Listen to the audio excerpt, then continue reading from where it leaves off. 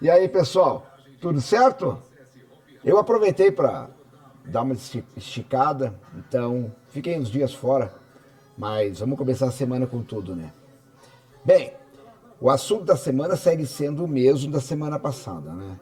O julgamento do senhor Bolsonaro e seus comparsas por conta da tentativa de golpe de 8 de janeiro de 2023. Ao que parece, vai seguir pela semana. O placar está 2-1, né? Pela condenação. Mas vamos aguardar aí os próximos capítulos desse julgamento.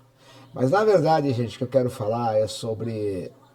Obviamente tem relação direta com esse julgamento, mas é sobre aquele cidadão que preside hoje a maior potência capitalista do mundo, chamado Donald Trump, que, não por acaso, hoje foi chamado de, como diz ali mesmo, como está nas capas dos jornais, o Hitler do nosso tempo.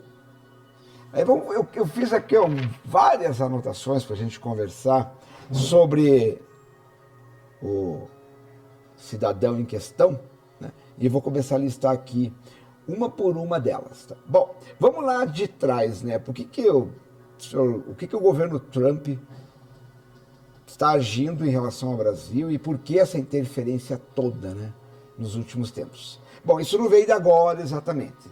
Desde que o senhor Bolsonaro entrou na mira da justiça, o Trump vem mexendo seus pauzinhos para tentar evitar que esse julgamento aconteça. Né? Então, vamos lá. Primeira coisa, né? Lá atrás, lá uns meses atrás já, ele já tinha reclamado que o Brasil era um péssimo parceiro comercial. Pelo amor de Deus, gente, onde é que esse homem vive? Que mundo que ele está? Para vocês terem uma ideia, no primeiro semestre de 2025, os Estados Unidos registrou um superávit em relação ao Brasil, na balança comercial entre Brasil e Estados Unidos. Eles tiveram um superávit de 500%. Quer dizer, eles venderam 500% a mais do que nós vendemos para eles. Bom, se nós somos um parceiro comercial ruim e os caras têm 500% de lucro em cima de nós, então, o que mais que ele quer? Muito bem, esse é um ponto importante a gente ser colocado. É claro que isso foi uma das justificativas para ele implantar aquele tarifaço absurdo que, né, taxou a economia brasileira lá em cima e que, logicamente, foi para nos prejudicar e para pressionar as instituições brasileiras, entre outras coisas, né, a desistir de condenar o senhor Bolsonaro. Então, aí veio o tarifaço. Primeiro, na reclamação que o Brasil é um péssimo parceiro comercial. Depois veio o tarifaço. Né? Aí depois, ele ainda disse, pouco tempo depois, que o Brasil não é mais uma democracia como era, né? E que aqui se está se praticando uma execução política contra Bolsonaro e o seu grupo. Aí vem a questão de novo da soberania. Quem o senhor Donald Trump pensa que é para interferir num Estado parceiro? Mesmo que não fosse parceiro, ele não tem esse direito de interferir nas decisões soberanas de um outro país. Aí, para pressionar um pouco mais ainda, ele disse, seu governo, né, seus assessores, disseram que o governo Trump poderia acompanhar o julgamento do Bolsonaro e, de acordo com o andar da carruagem, promover punições no decorrer do processo. Enquanto o processo estivesse andando, dependendo de como fosse esse caminho, para que lado que fosse o julgamento, o governo Trump poderia punir, né, de forma online, digamos assim, o Brasil. E aí, um renomado professor de Harvard, que escreveu um best-seller, que eu até anotei o nome aqui para que eu não errasse, para que eu não cometesse o erro, né? Que é Como as Democracias Morrem, professor Steven Levitsky, disse com todas as letras que hoje o Brasil é mais democrático do que os Estados Unidos. Que o governo dos Estados Unidos está virando uma ditadura. Que o governo dos Estados Unidos está se tornando intransigente. E aí, a cereja do bolo, gente.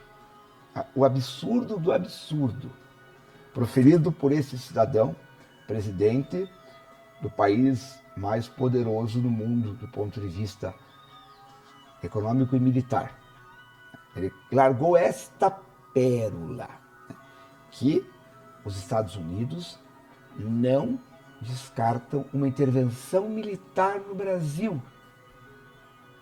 Gente, esse homem perdeu o juízo. Será que ele pensa que ele está... Será que ele pensa que ele é algum xerife, que ele está lá no Velho Oeste, que ele quer resolver as coisas na força?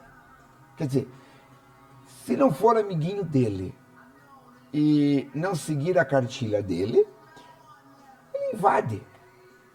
Gente, isso já aconteceu em 1964, quando os americanos apoiaram o golpe militar que derrubou o então presidente João Goulart. É claro que o contexto é outro, os tempos são outros, mas olha a que nível de insanidade chegou esse cidadão. E aí vem a coisa que me deixou mais impressionado aí no final de semana, no 7 de setembro. Eu não acompanhei muito, porque, como eu disse, eu estava viajando, mas eu acompanhei sim um pouco. O que foram aquelas manifestações daquelas centenas de pessoas, milhares de pessoas nas ruas, usando bandeiras dos Estados Unidos?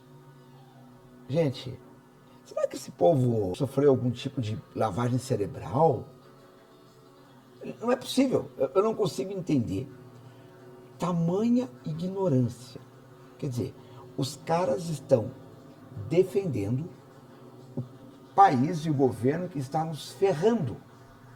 Gente, é muita, mas é muita burrice.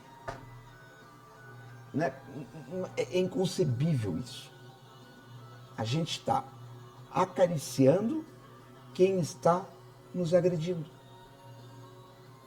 Estamos sendo lambedores de botas de quem está nos agredindo.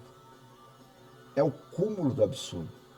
Galera, não se trata aqui de ser de direita ou de esquerda, sabe? Ainda eu, particularmente, acho essa discussão demodeja, sabe? Direita, esquerda, uma coisa, para mim, já está meio passada, né? Nós temos conservadores e temos progressistas. Mas, gente, acima de tudo, estão os interesses nacionais. Antes de você brigar entre si por progressistas ou pela ala progressista com a ala conservadora, a gente tem que nos unir antes e brigar contra quem nos agride.